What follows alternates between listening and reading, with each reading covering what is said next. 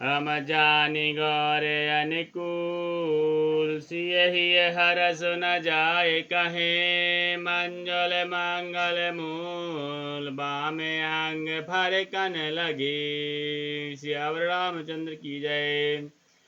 गौरी जी को अनुकूल जानकर सीता जी के हृदय को हर्ष हुआ।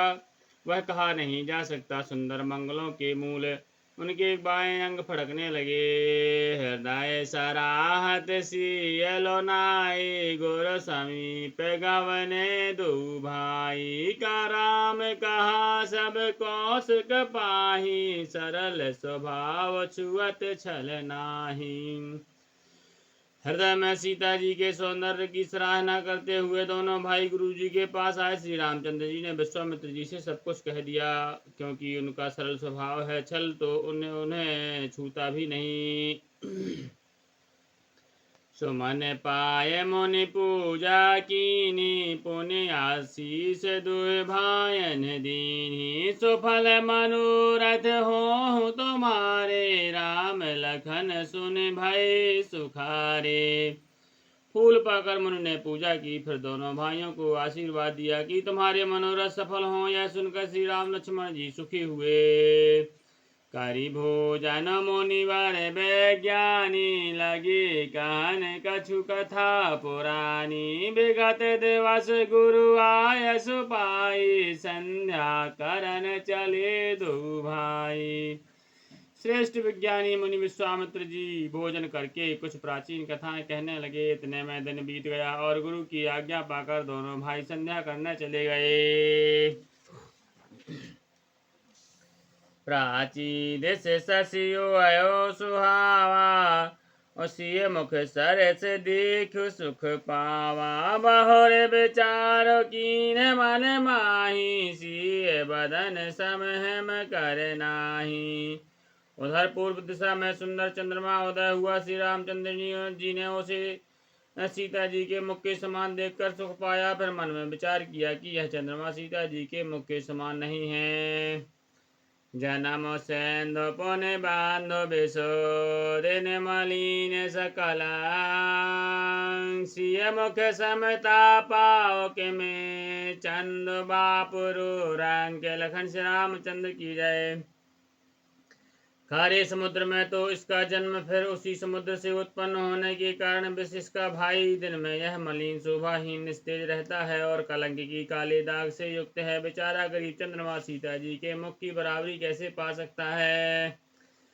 घटय बढ़य बिरहन दुखदाई ग्रसय राहु नहीं संधहि पाई। कूक शोक प्रद पंकज द्रोही अवगुण बहुत चंद्रमा तोही।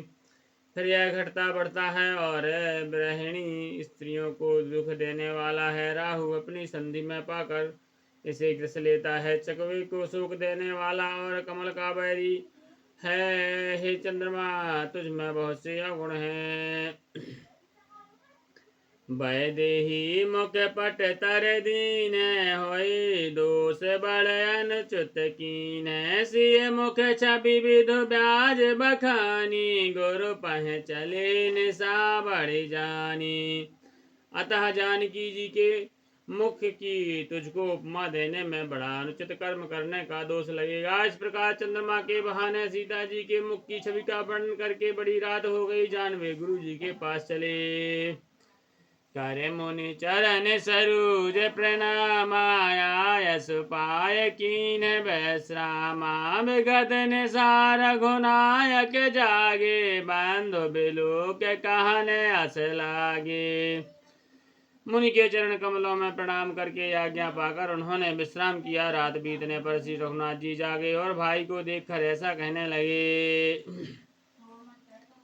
अरुण अवलोक होता ता पंकज को लोक सुख दाता। बोले लखन जोर जोग पानी प्रभु प्रभाव सूचक मृदुवाणी। हे तात देखो कमल चक्रवाक और समस्त संसार को सुख देने वाला अरुणोदय हुआ है। लक्ष्मण जी दोनों हाथ जोड़कर प्रभु के प्रभाव को सूचित करने वाली कोमल वाणी बोले। अरुणोदय सकुचि कुमुद और घन ज्योति मलिन, जिम तुम्हारे आगमन सुन भय नृपति बलहीन। लखन श्री रामचंद्र की जय। अरुणोदय होने से कुमुदनी सकुचा गई और तारागणों का प्रकाश फीका पड़ गया। जिस प्रकार आपका आना सुनकर सब राजा बलहीन हो गए हैं। नृप सब नखत करही ओजयारी, टारे न सकहीं चाप तम भारी। कमल कूक मधुकर खगनाना, हर से सकल निशाय अवसाना। सब राजा रूपी तारे उजाला मंद प्रकाश करते हैं, पर वे धनुष रूपी महान अंधकार को हटा नहीं सकते। रात्रि का अंत होने से पहले कमल चकवे भौरे और नाना प्रकार के पक्षी हर्षित हो रहे हैं।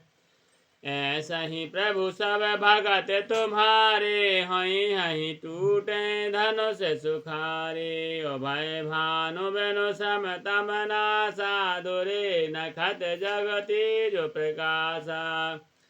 वैसे ही हे प्रभु, आपके सब भक्त धनुष टूटने पर सुखी होंगे। सूर्योदय हुआ है, बिना ही परिश्रम अंधकार नष्ट हो गया। तारे छिप गए, संसार में तेज प्रकाश हो गया।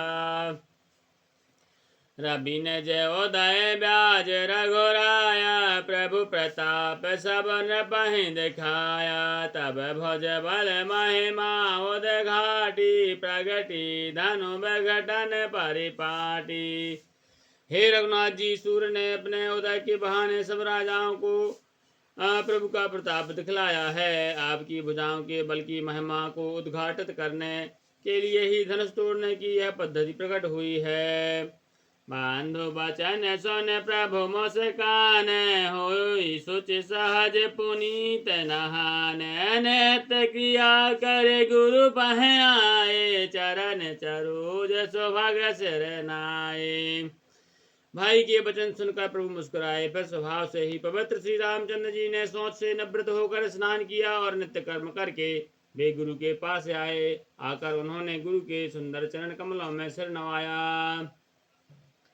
सतानंद तब जनक बुलाए, कौशिक मुनि पह तुरत पठाए। जनक विनय तिन्ह आए सुनाए, हर से बोल लिए दो भाई। तब जनक जी ने सतानंद जी को बुलाया और उन्हें तुरंत ही विश्वामित्र मुनि के पास भेजा। उन्होंने आकर जनक जी की विनती सुनाई। विश्वामित्र जी ने हर्षित होकर दोनों भाइयों को बुलाया।